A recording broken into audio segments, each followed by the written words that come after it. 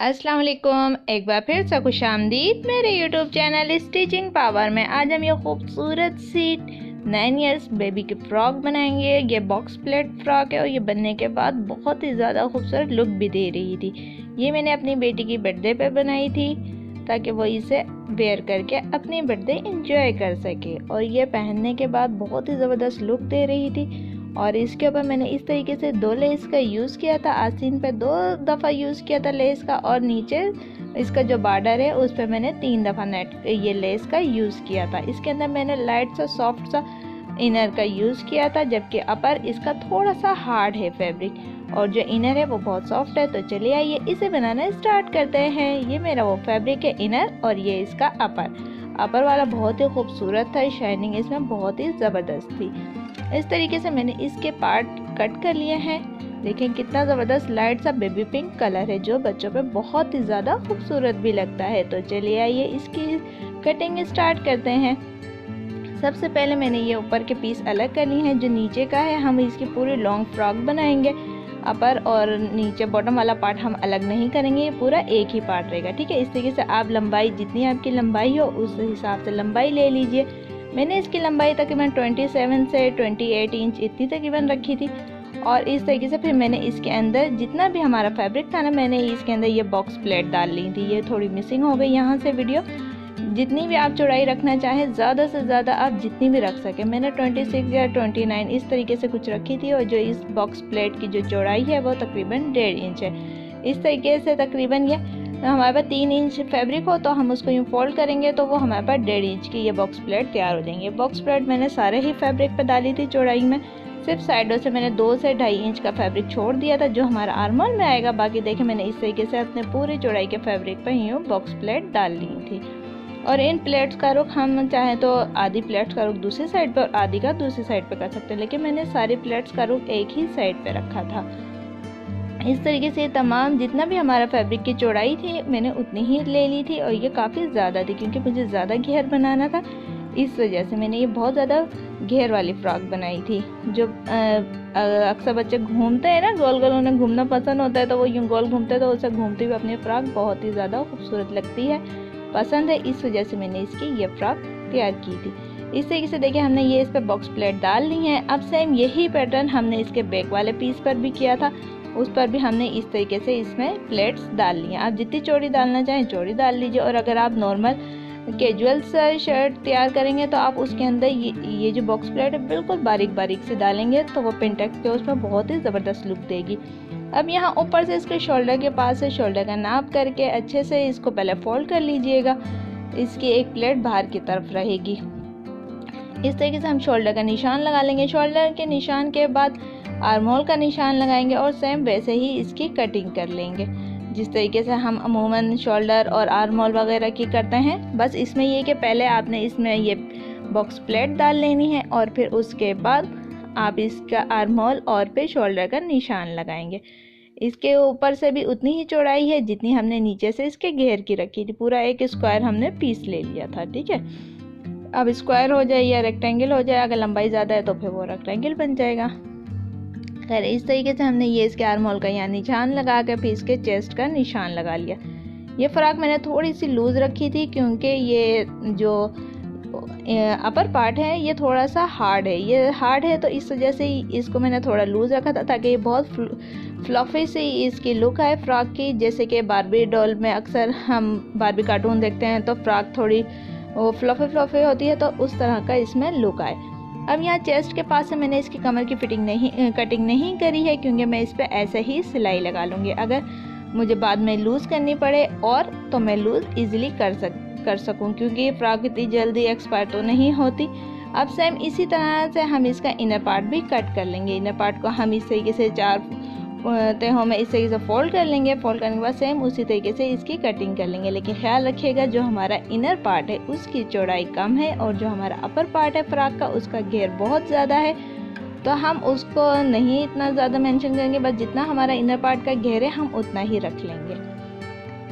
अब हम इस तरीके से यहाँ से हमने तकरीबन बराबर ही रख ली है फ्रॉक। अब यहाँ ऊपर से हमने इनर पार्ट पर हमने पहले ये एक नेक ड्रॉ कर लिया है।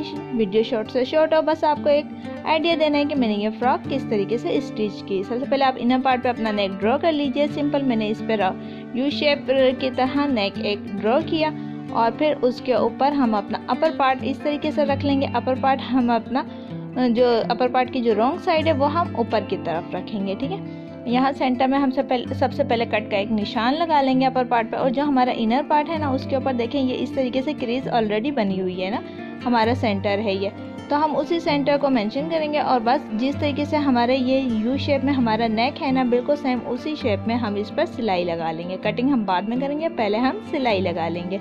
सिलाई लगा कर ये इस तरीके से स्टिच हो जाएगा ना, फिर हम इसको पलटा लेंगे बाद में। देखिए हमने सिलाई लगा ली, सिलाई लगा के एक्स्ट्रा पीस हमने अंदर से कट कर लिया। कट करने के बाद जो ये जिस शेप में ये हमारा नेक बना हुआ है ना, अब हम यहाँ पर हल्के हल्के से कट्स लगा लेंगे ताकि हमारा नेक बहुत ही अच्छे से फोल्ड हो सके। जब भी आप नेक को इस तरह से पलटाएं तो उसके अंदर लाजमी इस तरीके से हल्के हल्के से कट्स लगा लें। तो ख्याल रखिएगा आपकी सिलाई हरगिज़ ना कटने पाए। इस तरीके से हम इस पर तमाम छोटे छोटे से कट्स लगा लेंगे और फिर इसे जब हम पलटाएंगे तो ये बहुत ही अच्छे और फिनिशिंग के साथ हमारा ये नेक पलट जाएगा।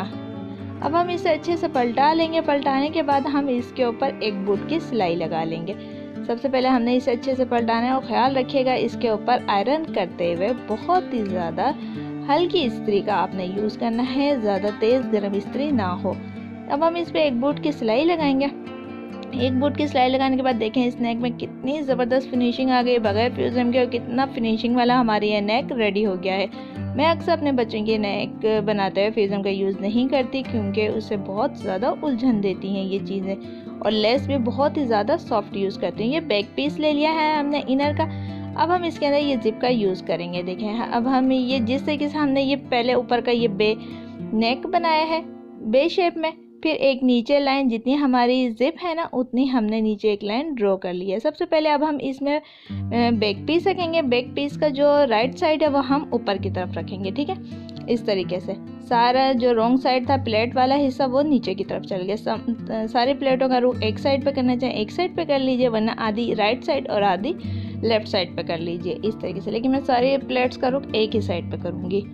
इसके बाद हम अपना इनर पीस बैक का ऊपर रख लेंगे और फिर जिस तरीके से हमारा ये नेक हमने इस पर ड्रॉ किया है कि पहले हमने ये बे नेक ड्रॉ किया और फिर उसके बाद बीच में एक सीधी लाइन ड्रॉ कर ली जिस पे हम अपनी जिप का यूज़ करेंगे। ये आपको बिल्कुल भी नज़र नहीं आ रहा है क्योंकि मैंने बहुत ही लाइट सा चौक का यूज़ किया था, क्योंकि ये मेरा बहुत ही लाइट सा कलर है। तो फिर भी ये मैं पेंसिल से हल्का सा आपको शो करा देती हूँ कि ये बीच में बिल्कुल सेंटर में एक लाइन थी और उसके साइडों पे तकरीबन एक एक बूट की मैंने एक लाइन और ड्रॉ कर ली थी दोनों सेंटर के दोनों साइड्स पर। फिर इसके बाद ये इस तरीके से बे शेप था। यहाँ से मैंने इसमें जिप का यूज़ करना है क्योंकि मैंने बहुत बड़ा नेक नहीं बनाना। अब मैंने ये इस तरीके से जैसे आपके सामने अभी ड्रॉ किया है इसी के ऊपर इस तरीके से सिलाई लगा लूँगी। देखिए सिलाई लगाने के बाद मैंने इसे सेंटर में से कट कर दिया और नेक भी इसका सेंटर से कट कर दिया है। अब हम इसे सीधी तरफ टर्न कर लेंगे। अंदर छोटे छोटे से कट्स लगाकर ये बहुत ही आसानी से सफाई के साथ अच्छे से टर्न हो जाएगा। टर्न होने के बाद जो ये हमारा ओपन वाला पार्ट है ना वहाँ पर हम जिप रख कर और फिर उसके ऊपर सीधी एक सिलाई लगा लेंगे। ऊपर से एक सिलाई स्टार्ट करेंगे ना बिल्कुल किनारे से, और फिर नीचे तक जब हम ये जो हमने स्लिट ओपन किए यहाँ तक लाएंगे तो बीच में हम इसके जिप रख देंगे। जिप रख कर फिर हम सीधी एक सिलाई लगा लेंगे। इसी तरीके से फिर हम दोबारा एक और सिलाई लगाएंगे, वो हम एक बूट के डिस्टेंस से लगा लेंगे, ठीक है। चाहे तो आप पहले एक बूट वाली सिलाई लगा लें और फिर बाद में ये किनारे वाली सिलाई लगाते हुए बीच में ये जिप इस तरीके से रखा है उसके ऊपर सिलाई लगा लीजिए। सिंपल ये हमारा बैक नेक भी रेडी हो चुका है, जिप लग चुकी है। अब हम इसके शोल्डर ज्वाइंट कर लेंगे। सिंपल शोल्डर को शोल्डर से मैच करेंगे और इसके ऊपर सिलाई लगा लेंगे। और फिर उसके साथ ही हमारा ये स्लीव का फैब्रिक है, हमें अपना ये स्लीव का फैब्रिक लेंगे। जितनी भी आपको इस स्लीव की लेंथ चाहिए आप लेंथ रख सकते हैं। मैंने इसकी फुल लेंथ रखी थी क्योंकि अक्सर ऐसा होता है कि कहीं आना जाना भी होता है, तो फिर ये कि आजकल जैसे विंटर सीज़न है तो फिर उसमें ये फुल स्लीव ही ज़्यादा बेस्ट रहती है। आप नीचे से कोई भी हाई नेक वगैरह बच्चे को पहना सकते हैं तो वो इतनी नुमाया नहीं होती। अब आप जो इस स्लीव की मैंने जो चौड़ाई ली थी वो तकरीबन अपने आर्म होल से 2 से 3 इंच ज़्यादा ली थी, क्योंकि मुझे इसके ऊपर जो शोल्डर वाला पार्ट है, जहाँ पर शोल्डर की जो सिलाई आती है, वहाँ पर मैंने इस पर हल्की सी गैदरिंग देनी है। अब हम इस तरीके से आस्तीन का ड्राफ्ट बना लेंगे। आगे से हम आस्तीन अपनी लूज़ ही रखेंगे, जितनी हमने चौड़ाई ली थी उतनी ही रखेंगे, और बस यहाँ जहाँ पे हमारी एल्बो आएगी उस जगह से हम इसकी इस तरीके से यूँ गोलाई दे देंगे। बस इतना हमने इसमें इस तरीके की डिज़ाइनिंग करनी है, और फिर हम इसकी यहाँ से यूँ आर्म होल वाला यूँ जो तिरछी हम इसकी कटिंग करते हैं स्लीव के, वो हमने इसकी इस तरीके से कटिंग कर ली है।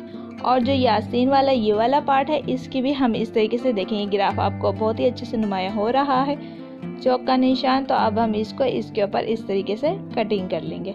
और ये जो कलाई के पास से जो फैब्रिक है, यहाँ से देखें ये नोक से बन रही है, हम इस नोक की भी हल्की सी गोलाई में कटिंग कर लेंगे, क्योंकि ये नोक बनी हुई बाद में बहुत बुरी लग रही होती है। अक्सर हम खाना वगैरह खाते हैं तो ये बीच में डिस्टर्ब करती हैं, तो हम इसकी इस तरीके से यूँ गोलाई दे देंगे, जिससे इसमें बहुत ही ज़्यादा ज़बरदस्त फिनिशिंग आ जाएगी। ये हमारी स्लीव भी कट हो चुकी है। अब हम इसके साथ इसका इनर पीस भी इसी तरह ही कट कर लेंगे। इनर हम इसका शॉर्ट रखेंगे, तो मैं 5-6 इंच जितना हमारे पास फैब्रिक होगा उस हिसाब से हम इसका शॉर्ट इनर रख लेंगे। अब हम सबसे पहले इसके जो शोल्डर है उसकी सिलाई लगा लेंगे, और फिर उसके बाद हम ये स्लीव स्टिच करेंगे। ये देखें, ये हमारी स्लीव बिल्कुल रेडी है। यहाँ पर इस तरीके से देखें, यहाँ ऊपर यूँ इस पर गैदरिंग आ जाएगी, ठीक है। इस तरीके से पहले हम इसमें चुनट दे देंगे, फिर उसके बाद हम इसके साथ इनर पीस स्लीव का स्टिच करेंगे। देखें, ये हमारे शोल्डर की सिलाई हम इस पर लगा चुके हैं। दोनों साइडों पे हमने इस पर शोल्डर की सिलाई लगा ली। अब सिलाई लगाने के बाद देखें, हमने सबसे पहले अपनी स्लीव में इस तरीके से गैदरिंग दी ऊपर। जब इसमें इस तरह से चुनटें आ गई तो फिर उसको बाद में हमने अपने इनर पीस के साथ स्टिच कर लिया। हमारे इनर पीस में जॉइंट आया है बिल्कुल सेंटर में, तो वो चल जाएगा, कोई इतना इशू नहीं। अब हम इसको अपनी स्लीव को अपने ये शर्ट के फ्रॉक के आर्म होल के साथ स्टिच कर लेंगे। देखिए, ये हमारी इस तरीके से स्टिच हो चुकी है। दोनों साइड से हमने अपनी स्लीव स्टिच कर ली है। सिंपल है। अब इसमें और कोई डिज़ाइनिंग नहीं, कुछ भी नहीं मेहनत। अब हम बस इसकी साइडों की फिटिंग कर लेंगे, और थोड़ी सी कलाई के पास से हम अपनी स्लीव को ओपन रखेंगे, क्योंकि इसके अंदर भी हमने लेस का यूज़ करना है। देखिए, हमने इनर पार्ट का भी नीचे वाला हिस्सा इसका फोल्ड कर लिया है। इस तरीके से डबल फोल्ड करके सिलाई लगा ली। यहाँ साइड की भी हमने सारी इसकी फिटिंग कर ली है। ये थोड़ी सी लूज़ और बहुत ही ज़्यादा खूबसूरत फ्रॉक बनने वाली है। अब यहाँ इसके कॉर्नर, ये जो स्लीव है हमारी, इसके आस्तीन पर हम ये इस तरीके से लेस का यूज़ करेंगे। मैंने इसमें 2 लेसों का यूज़ करना है। अब मैं इसके बिल्कुल किनारे पर बगैर इसके किनारे फोल्ड किए यूँ इस तरीके से डबल सिलाई लगाकर ये लेस ज्वाइन कर लूँगी। और फिर एक और लेस है मेरे पास, वो फिर मैं इसके साथ थोड़े से डिस्टेंस से, तकरीबन इसी लेस के जितना डिस्टेंस से मैं इसे स्टिच कर लूँगी।